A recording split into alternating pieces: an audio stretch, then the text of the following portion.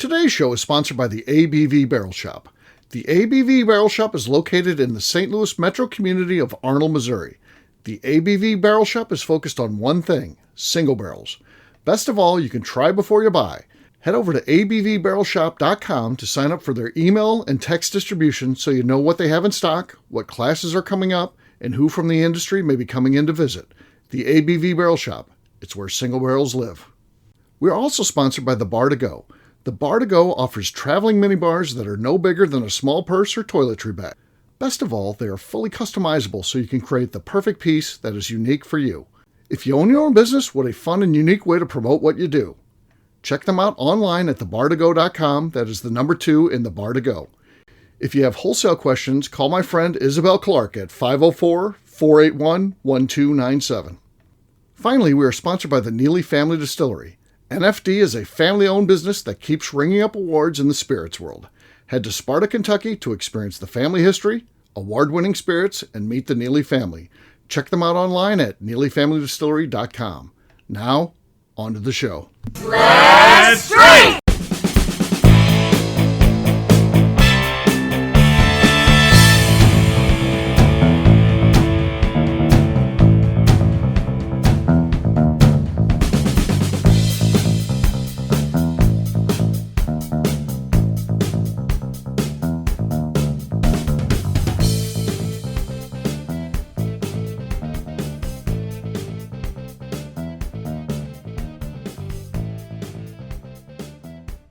Welcome to the Bourbon Daily, the podcast about everything bourbon delivered to you every day of the week. Today on the show, we rehash 2025 Bourbon Palooza event held in Bardstown, Kentucky. My name is Justine Mays. Please join me in welcoming my co-host, Steve Akeley, along with our special guests, Darren McRoy, Matt Modica, and Goeken. Hey gang, what's up?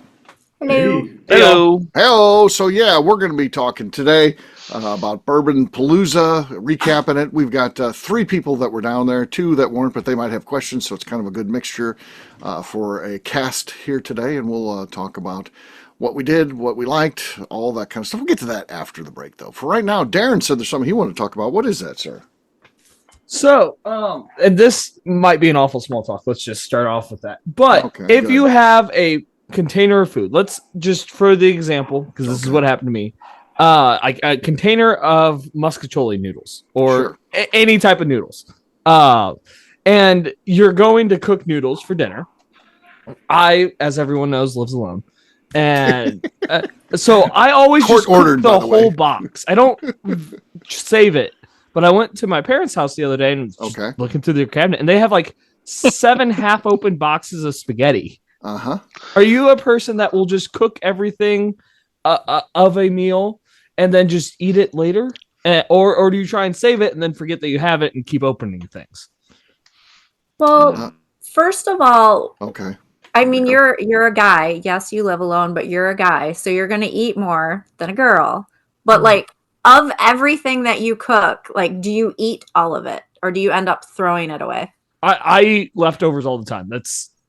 It's fantastic, especially after an event at the shop and you've been there and you just throw something in the microwave. I love leftovers more than almost anything else. So very rarely do I throw something away. It would have to be like it got lost in the back of the fridge would be the only reason. So Uh-huh.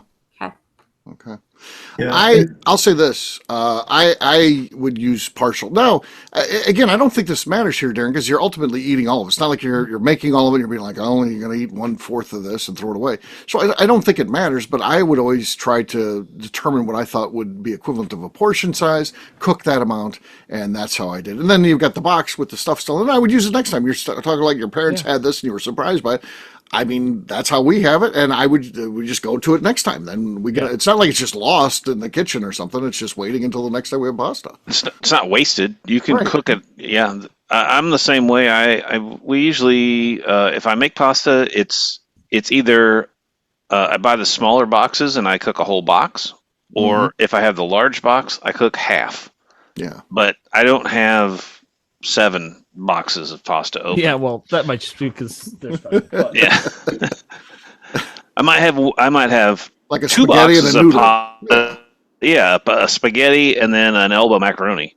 something like that. I also hate though when you go to cook it and you think because I did that for a while. It's like, oh, I'll just do so many spaghetti noodles, and then that wasn't enough, and so then you have to either recook it or do something else. Oh, and I hated that. So like, you know what? I'm cooking it all, and you commit. You've got a system that works for you. Half a box. I think that's fine. That's So fine. so when I make muscatoli, right, it either has to be a portion size for 100 people because that's just how we make it with Italian sauce. It's a special grandma recipe. Uh-huh. The whole thing. It's a secret. All that kind of stuff, right? But when I'm not doing that and I'm just doing some sort of jar or whatever, I'll usually do kind of a half and half. So I'll do a pound of pasta, right? And that's for Linda and I. So we'll do half of it muscatoli or red sauce. I'll reserve the other half of it and we'll do buttered noodles and garlic buttered noodles and that kind of thing. So either way, I'm going to get a heart attack and die. At least you're having a real Italian way in on this here, Darren. So this helps. Yeah. Ready to go. So, yeah. And then normally we'll play like the roulette game with leftovers in the refrigerator, right? So we'll probably put them on the top shelf, and then they kind of start making their way to the bottom shelves and middle shelves, then bottom, and then eventually into the garbage. So. You feel compelled to save it, then it ultimately ends up where it probably should have just gone to begin with, in the trash. Yep. No. Yep. No. Justine, how about you? You gave Darren a little bit of advice here, but you didn't officially weigh in on this topic. Where do you stand? I try to only cook what I'm going to eat that day because I don't really like leftover pasta. I do like some leftovers, but not pasta. Okay. I still end up over making, and so I will sometimes have like enough for what I'm eating then, and then the next day, but then that's it. So I only use a little bit of the box and then put it back. Put it back. Okay. There you go. There you go, Darren. All right. On that note, minority. I thought more people were going with me. You thought they'd go with you, huh? Yeah. Interesting. Trying to think who would fit into that. I'm not sure. I'm sure Von Nieders cooks everything at once. Von Nieders, he probably would do everything at once. The thing is, I needed more people my age. I think. Well, who sure. is it that you know that won't eat leftovers? Because I know, both of my kids eat leftovers. Well, my oldest, he's not a big fan of leftovers, but I grew up on leftovers. My mom saved, if there was anything left, it was saved. Of course, it was, butter dish roulette. You had to pick the one, that you thought was the leftover that you were looking for, and you had to open 5, country crock butter dishes to find the, the one that had the spaghetti in it. Everything was country crock Tupperware. I love it. Yeah. I remember that. Yeah. And we had plenty of Tupperware, but you couldn't throw those things away. That would be wasteful. Yeah. I don't want Mom lived through the Depression, damn it. Yeah. There you go. On that note, it is time to drink. What is everyone drinking? Let's start with Justine helping us out tonight, filling in for Becca. Becca had some late travel come up and can't be here. So Justine may be filling in. This is news to Justine. She may be filling in quite a few Sundays coming up here. She's on a distribution blitz. Probably should handle personnel matters offline, but there you go. That's not how we do it at the Bourbon I Daily. would come out of retirement to help out occasionally. Well, Justine, you got to realize what I went through. Becca sent me a text or an email saying I can't podcast, and had all these. Says, look at my calendar, and it was like all the Sundays are blocked out and stuff like that because she's traveling. I was like, I just responded ever again. It made it sound like she's just done. No, until she gets past this rough travel. So we'll see. We'll see how it goes. Well, Justine's fully back. She just didn't know it yet. Yeah. Okay. I'm so enthused. Yeah. Okay. What am I drinking? I finally found in Michigan the Penelope cocktail, the peach old fashioned. Okay. It's very good. Let's see what we got here. Okay, that was solid. Oh, that was good. That was very good. That could be enough to win this thing. We're going to see what happens. We'll let Darren go next. Darren, what do you got there? I got New Riff Malted Rye. Nothing there. That's the opposite of what Justine did. That was nothing. All right, Mr. Goeken. I've got some Whistle Pig 10-year barrel strength, I think. Single barrel. I don't know. Whatever. Whistle pig. Okay. No. Yeah, better than Darren's, but not quite. Matt, you're next. That's not a high bar. All right, I got Boxing Bear Winterbound from ABV, Syndicate bottle number 95, by the way. Whoa. So, ready to go. Basie. Not enough to take the lead. I've got Green River Foolproof. Let's see what we got here. Oh, I have that in my lineup too. Becca gave or was it Becca? So who gave the boy? Oh, it was Katie. Katie said, hold your bottles lower and the sound is better. So I'm going to try that here. Hold the bottle lower and see what we got here. There was no helping that bottle, I don't think. No, nothing going on there. So cheers to Justine. She wins. Cheers. That was very good, Justine. You should podcast with us more. All right, we're gonna maybe every Sunday. We're gonna He's just going to be consistently buttering me up to stay on my good side. All right, we'll take a quick break, and then when we come back, we're going to recap Bourbon Palooza, Bardstown, Kentucky, 2025. We'll do that in just a few.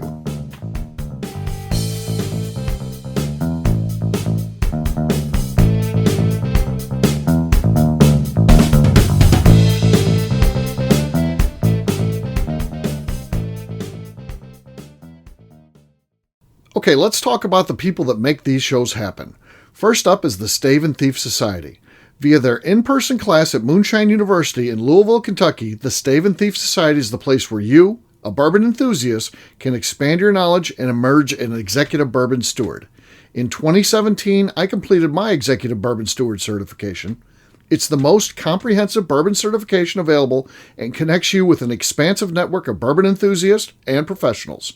Check out the full listing of in-person and online certifications and join the society today by enrolling at staveandthief.com. Speaking of executive bourbon steward certification, the ABV Barrel Shop in St. Louis, Missouri has developed a unique partnership with the Stave and Thief Society to offer a preparatory class to assist you in getting your executive bourbon steward certification. This prep class costs only $25 and is available to take live or online via Zoom. Graduates of our class receive a coupon code good for 15% off your executive bourbon steward certification held in Louisville, Kentucky. This saves you almost $90.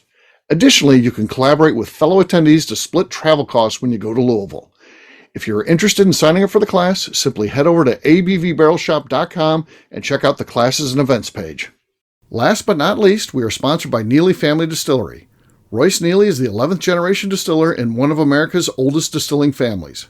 A visit to Neely Family Distillery takes you through family history, where you can see all the artifacts and newspaper clippings through the years from this family that started distilling in America after James Neely arrived from Northern Ireland in 1740. Today, Royce Neely and his team are crafting some of the best spirits in America. Their bourbon and absinthe offerings keep winning top honors in the spirits competitions. Recently, their absinthe made history as the first platinum winner in the absinthe category at the San Francisco Spirits Competition.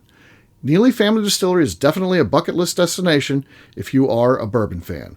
Learn more about their spirit offerings, visiting their facility, and the awards they have collected over at NeelyFamilyDistillery.com. And now, back to the show.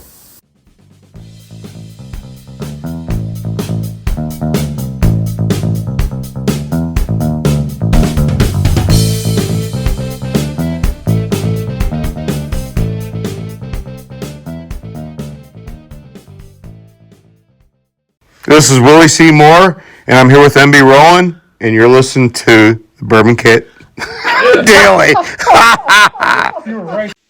Welcome back. Today on the show, we are recapping Bourbon Palooza Bardstown 2025. Yes, we are. So we just had a great time in Bardstown. It was a lot of fun, and I think our attendees had a great time.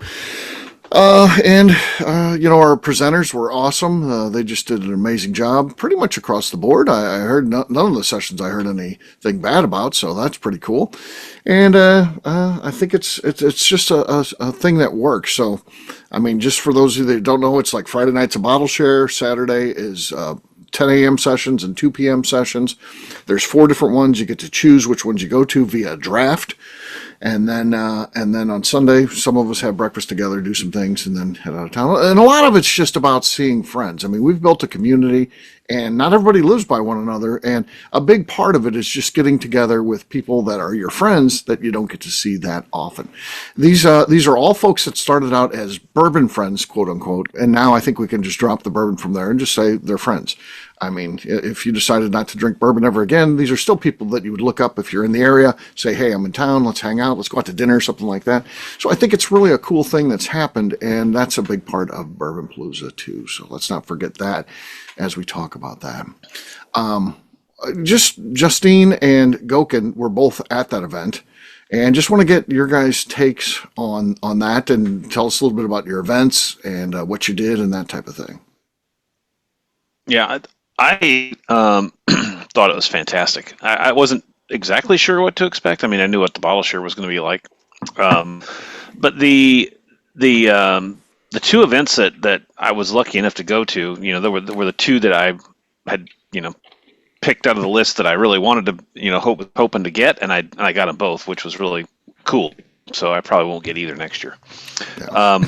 Justine's story's going to be similar to that. She got the one she wanted. I went to the Nose in the morning, and I don't know.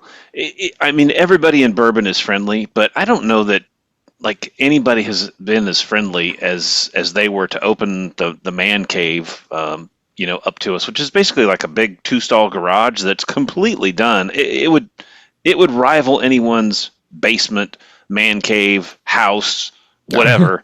I mean, small it had commercial kitchen in there too. Like a 6-foot Viking stove and Sub-Zero refrigerators, and tables enough to fit 20 of us sat there. A couple of couches, big TV, fireplace, huge bar. Memorabilia out the yin yang, family stuff all over the walls. I was gonna say, what's the coolest piece of memorabilia on the walls? Because there had to be something that was just like, okay, that's cool. Right. I think that card table thing was. Yeah, that was what I was really cool. Do. Yeah, and I don't even remember it was. But you just see stuff from Booker No, like his awards that he got and stuff like that. This is stuff that the man, one of the true legends of bourbon, this is stuff that he got. One of them was like when he started Booker's. They made up a trophy with looked like Booker's. It was cool. Oh, that's awesome. Yeah. And the just to listen to Fred and Freddie talk and share stories of each other and back and forth, and stories of Booker, and it was, and they were. It's like we were friends, and obviously I'd never met them before, but it was just like going to your buddy's house and hanging out and talking whiskey, and it was just super, super cool. Yeah. And then going into the smokehouse where they cure the hams at. I'm sure that smelled awful. I'm not a ham. I don't really like ham, but I liked that ham that we had that day. That's really cool. Good. Yeah. It was almost prosciutto style. I mean, it was like the guy had shaved it thin, and it just melted in your mouth. Was this where the ham luge? Yeah. Yes, that's where the ham luge happened. Ham luge occurred. Yes. Tell me more about that. I had to research a little bit about what the hell is a ham luge. But... So, I mean, I don't know how much you can research. Is it a thing beyond Freddie No? I don't know. I thought Freddie No invented it. It's evidently a thing. Gordon Ramsay supposedly did it. Okay. I know Freddie No has done it as long as I've known him. So he of course is like his grandfather, who was Booker No.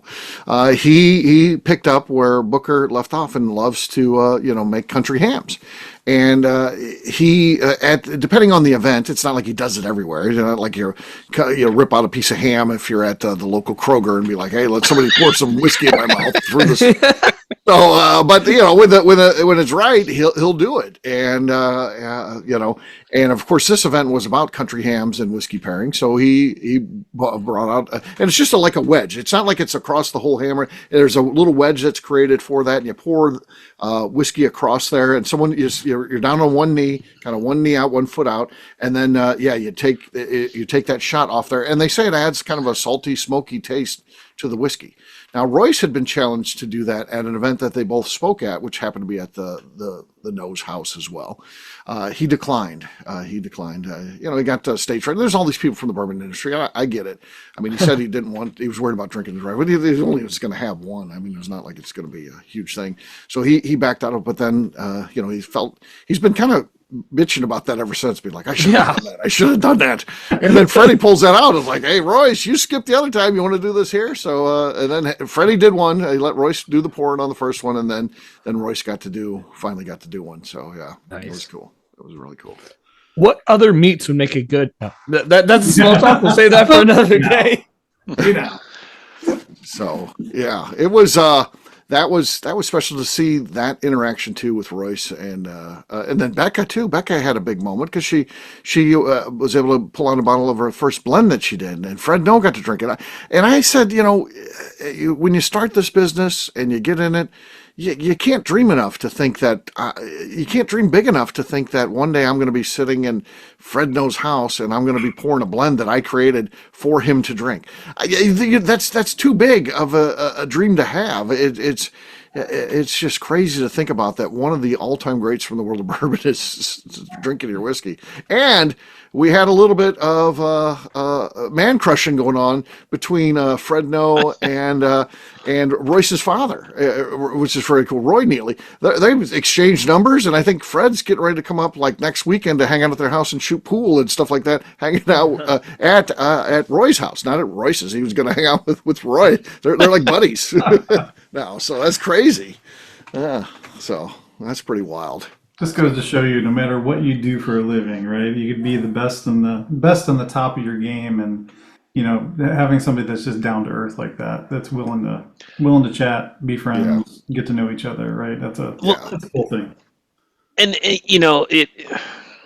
in my opinion, and this is just what I've observed in my travels, when you go to the South, it's different. I mean, people are just naturally more friendly. So it's much harder to imagine if there was, a big time distillery, in our area that they would be that friendly. But I guess when you go south and you think of people as typically being, super friendly, but they were just so opening to everything. It was very, very, very cool. And then in the afternoon, I got to go to Yellowstone and hang out with Fonte. And I couldn't believe it. Like they came back out. We got the private tour with Steve, and he's on 100% over the top, full Fonte for like an hour tour in the distillery, telling stories and stuff that I've been on 2 or 3 tours there and stuff that I'd never heard before, which was cool. And then we go to a tasting. And he leads us through the tasting, and then they've got charcuterie, and they've got drink coupons, and we go back and get a drink, we go back and get a cigar, we meet him out on the Fonte's lounge that he's got that back behind the distillery, and I had my first cigar in like 30 years since I've had a cigar, and pretty soon they're like, hey, if you guys want anything at the at the gift shop, they're going to be closing. All of a sudden it's 5:00, and so it's like you gotta go. Yeah, you gotta go check out because the people are leaving, and so we went, bought some stuff, and came back and hung out for a while. Still, it was like 5:30 when we left there. It was crazy. It was like 3.5 hours. We were just hanging out, talking, drinking whiskey, smoking cigars. It was. A Stephen Fonte tour is unbelievable. It's life-changing. That guy, and everybody was like, well, it's the accent. Well, the accent does play a part of it, but it's also the way he says things, his diction, the way he stresses things, where he's loud and then quiet. Yes. That guy is an orator. He is good at what he does. There's nobody falling asleep on one of his tours. That guy is, it's powerful. I've said this a million times, and we'll say it a million more times. He could read me the ingredients on a ketchup bottle, and I would just be completely enthralled in what he is saying to me. Yeah.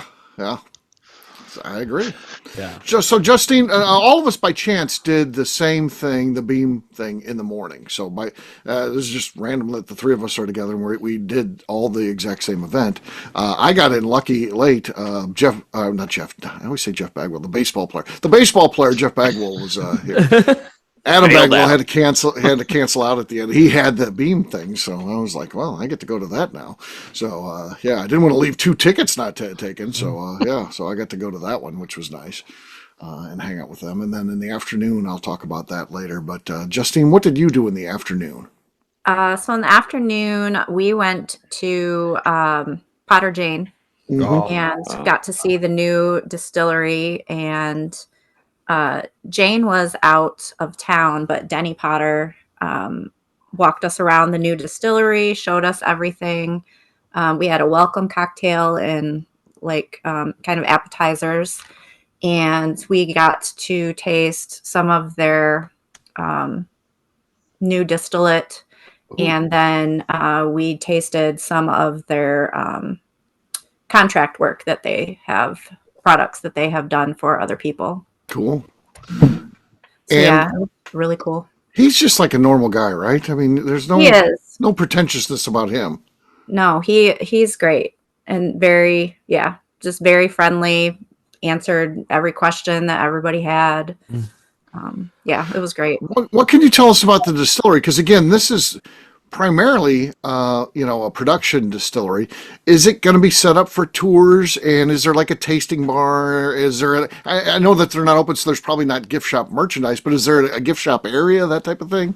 Right now there's kind of like a small area. I think they're at some point down the road, probably kind of way in the future.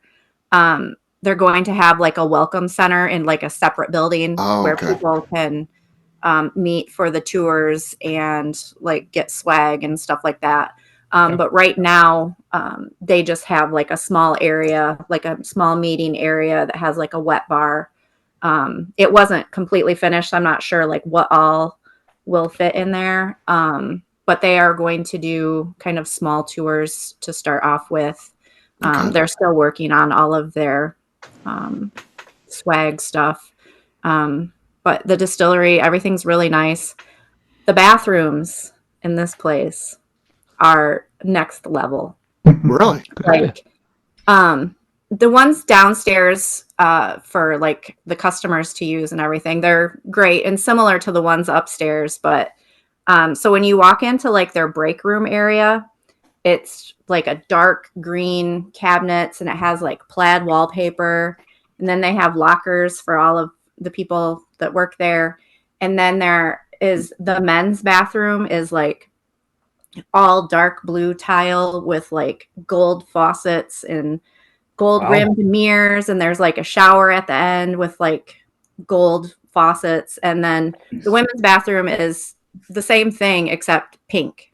It's literally like the princess bathroom of every little girl's dream. Like pink and gold. And I was just like, all of us girls, Becca was the first one to go in there. And she came out and got Michelle. And like, Michelle, you need to go in and look at these bathrooms. Then Michelle came out and got me. I was like, Justine, you need to go look at these. So like, all of the women. You guys should have just taken a group trip. It would have. It reminds me of, have any of you ever gone to or I guess at the time, the Shoji Tabuchi Theater?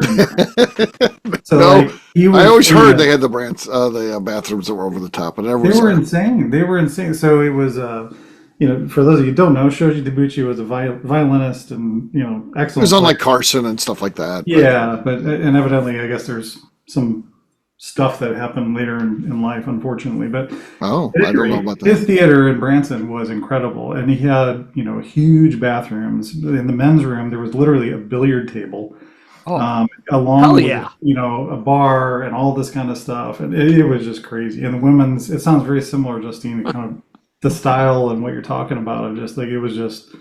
A place you want to go. Like you didn't even want to go into part of the experience is going to the bathroom.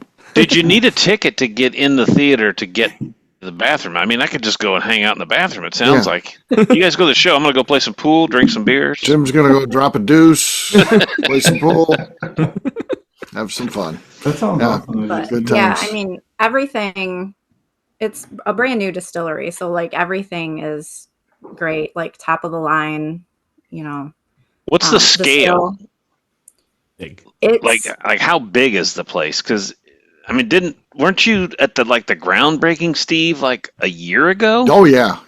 That was literally It the ground. seems very fast that they're actually laying juice down. right. it's Exactly. it's huge. Like it's And- kind of similar to like Peerless, where you can see like the great big huge column still, and it's got like this grand staircase that goes down, so like all of the workers can get to everything like underneath. I don't know, it's really cool. And then they had, I think, one rick house is done, and then the other one is like in the middle. I think A is done and they're in the middle of B, or vice versa. I'm not sure how they're numbered, but I think that'd be. and then you can see the other two distilleries that are going in out there too. Is that Willet? Is that the other one that's going in out there? Yeah, they're going in out there. And then Michter's, maybe. And Michter's, yes. Where's this at? No, it's not Springfield. Oh, Thought it was Kentucky. Springfield. Yeah, I think it Springfield. said Springfield. I was Okay, looking at the Springfield. website there. Why is Willet moving? Bigger production.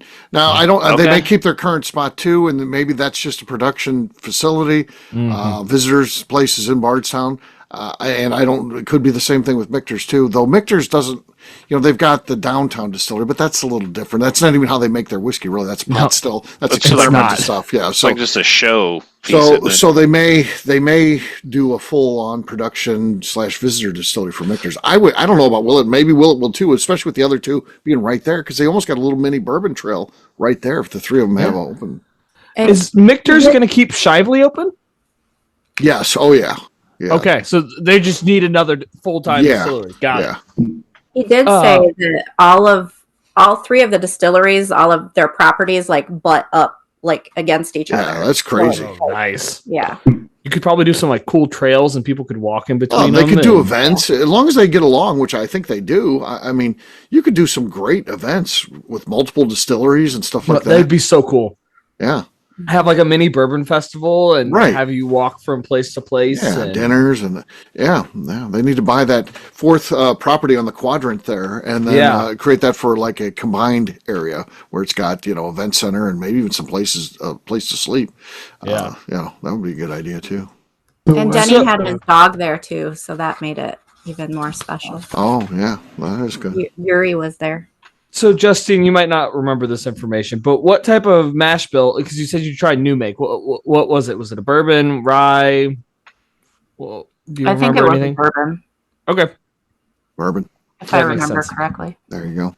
So I was living vicariously looking at all the Facebook posts, and so I think we have to talk about whatever the incident was.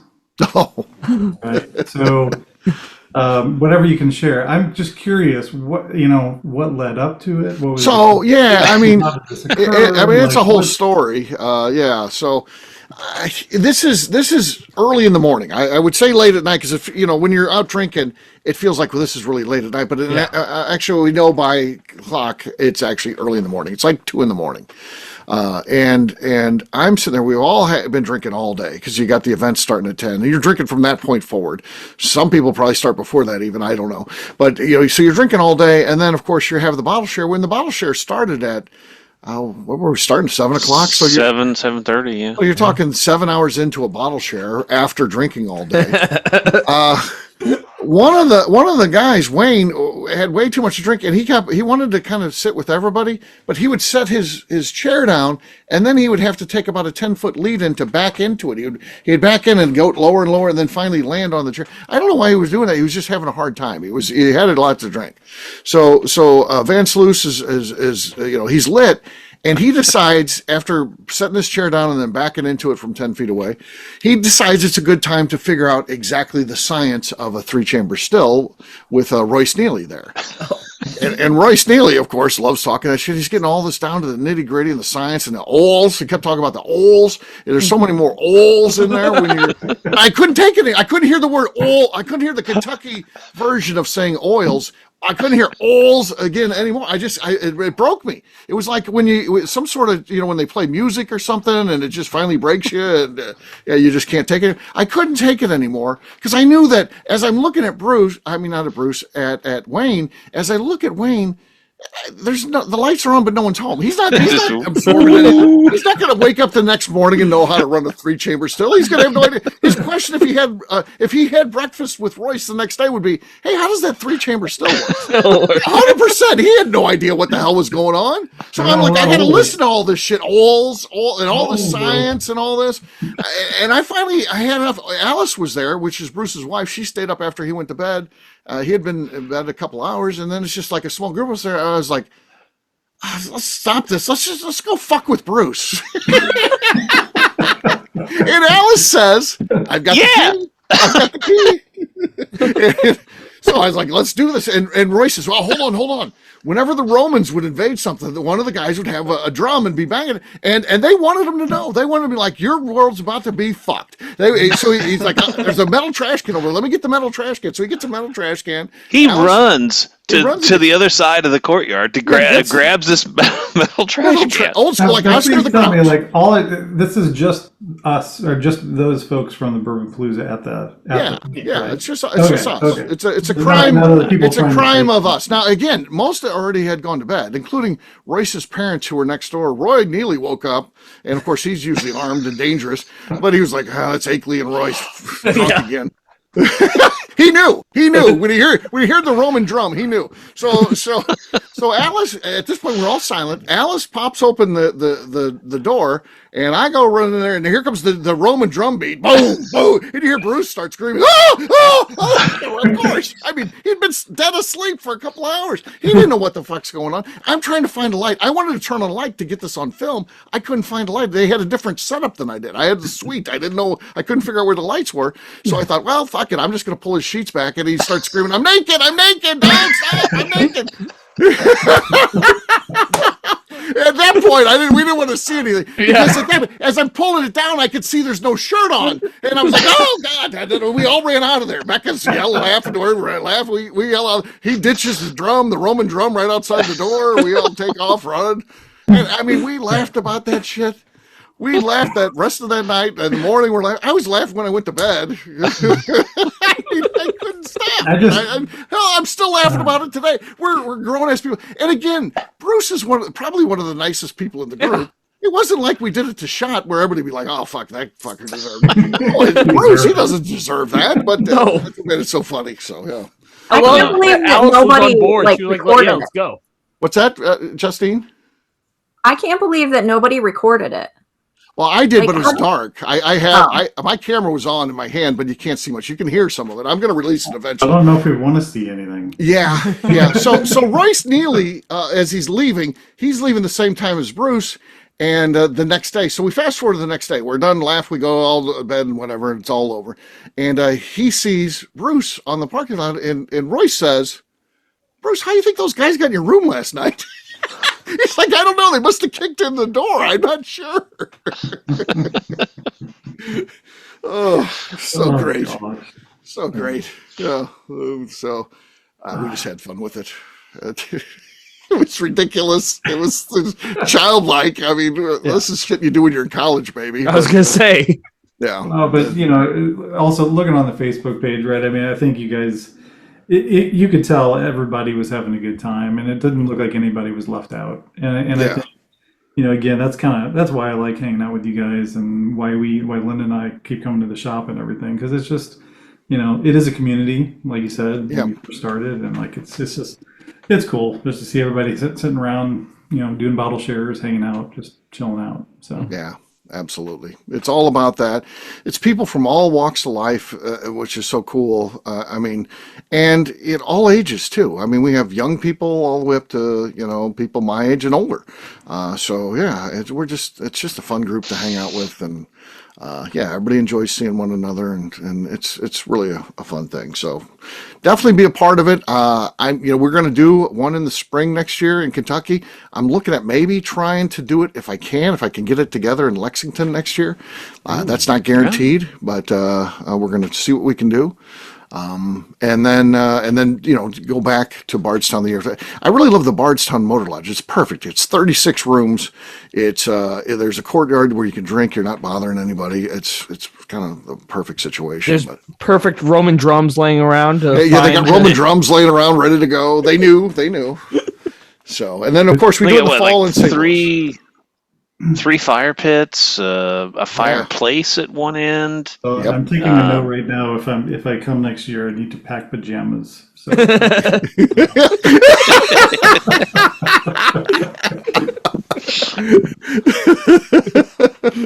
Especially if you're going to bed early. Don't be the last one asleep. That's the issue. So yeah. Oh, Wayne, he was killing me. I was dying laughing. But he was with us. He made it, invaded the room. He was giggling with the rest of us. Yeah, it was great. So very cool. I will say that this year it was 2 weeks later than last year, and that definitely the weather was a lot nicer. Than the first year. It was chilly the previous year. This year was fine. But again, that's even not guaranteed. You never know. I was going to say, next year it's going to be snowing. It could be. You just don't know. But yeah, we certainly got lucky with the weather this year. 100%. It was great. Very nice. Justine, you had gone to bed, but I don't know where your room was. Did you hear the Roman drums going off and stuff like that? No. Slept through that. That's good for you. Yeah. No, so it was a scene. I go to bed that night and I was like, and I hear, what was that noise? I was like, oh, nothing. Nothing happened out there. If that's what you're suggesting, I have no idea. It's probably came in from the street. I have no idea. Yeah, so I wasn't involved in anything. If that's what you're asking. I think Amy knows better than that. So yeah. So there you go. All right. On that note, we'll wrap this one up as we always do by talking about where people find us. Matt, we'll start with you. Where can people find you? Yeah, you can reach me on LinkedIn and at my website, sabertoothcyber.com. All right. Goeken. I'm on Facebook at Jim Goeken and Instagram at Jimmy Big Hands. Ridiculous. Darren. You should be able to find me on Instagram at Darren Small Hands, but I haven't changed that yet, so it's the Bourbon Adventures. All right, Justine. You can find me on Instagram at JA_Maze. All right, for me, I'm an easy guy to find. I'm at Steve Akeley, Twitter, Instagram, or Facebook. I've got a website, steveakeley.com. We've also got a company website. That thing's abvnetwork.com. Check that one out. Everything that we do is out there. Previous shows, blogs, so much more, abvnetwork.com. Come by and see me. The ABV Barrel Shop, the place where you can try before you buy. You never know what's going on. Heck, Justine Mays might be there. She's going to be there this weekend. So, yeah, stuff happens. So, yeah, absolutely. So it's worth stopping by. There's always cool people hanging out. Justine, anything else to say before we get out of here? I would just like to remind the audience to please give us a 5-star review that includes comments. It helps new people find the show, which is very important to us. Also, if you like what we're doing, please visit our Patreon page at patreon.com/theABVNetwork. Great job today, gang. For audience, we'll have a brand new show for you tomorrow. Looking forward to that. Until then, take care, everybody. See ya. Bye. Bye. Adios. Peace.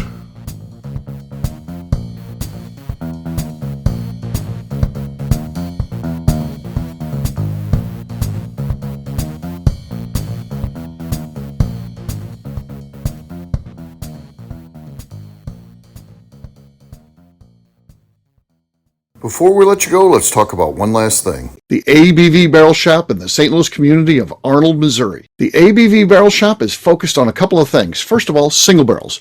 We are the place where single barrels live. We go to distilleries, taste through the whiskey, select the best barrel, and have it shipped to our store where we present it to you, our customers, by allowing you to try before you buy. We're also known for the classes that we have in our education center in the store, as well as the events we have with industry professionals from the bourbon business. If you are in the St. Louis area, please come by and visit us at 6 Fox Valley Center in Arnold, Missouri. Or at a minimum, at least sign up for our email and text distribution so you know exactly what's going on in our shop over at abvbarrelshop.com. This is Steve Akeley, owner of the ABV Network, signing off. We thank you for listening to our programming and truly appreciate your support. The Bourbon Daily is part of the ABV Network. For more information or to become a sponsor, please visit abvnetwork.com. Thanks for listening and cheers. This has been a Steve Akeley production.